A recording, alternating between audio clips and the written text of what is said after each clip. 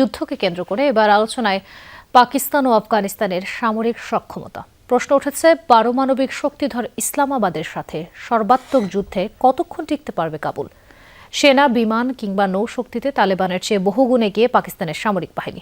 দেশটির সমর ভাণ্ডারে রয়েছে সর্বাধুনিক প্রযুক্তির সমরাস্ত্র। তবে পাক বাহিনীর দুশ্চিন্তার কারণ হতে পারে তালেবান যোদ্ধাদের গেরিলা সক্ষমতা।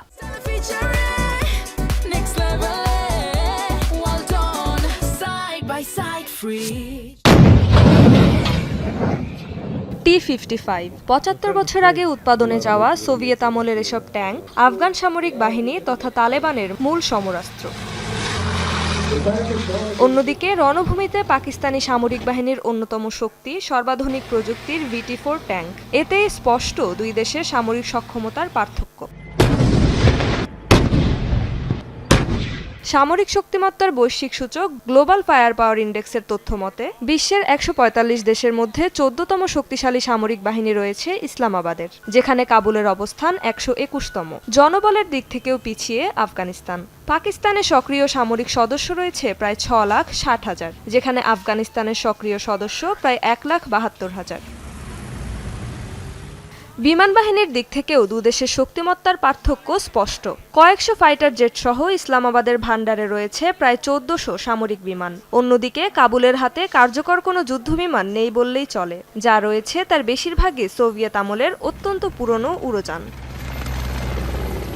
স্থলবাহিনীর সক্ষমতায়ও এগিয়ে পাকিস্তান। তাদের হাতে রয়েছে ২৫০০-এর বেশি ট্যাঙ্ক।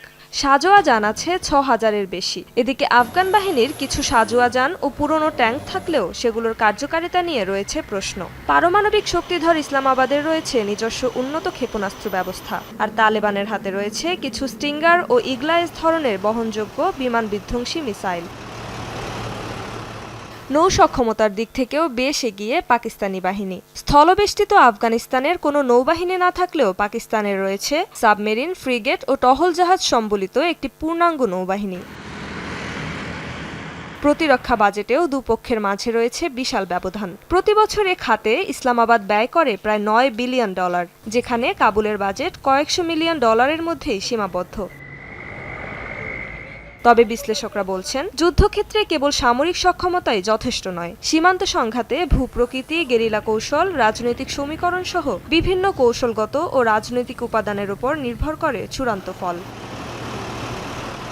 রেজবানা সাইমা, যমুনা নিউজ।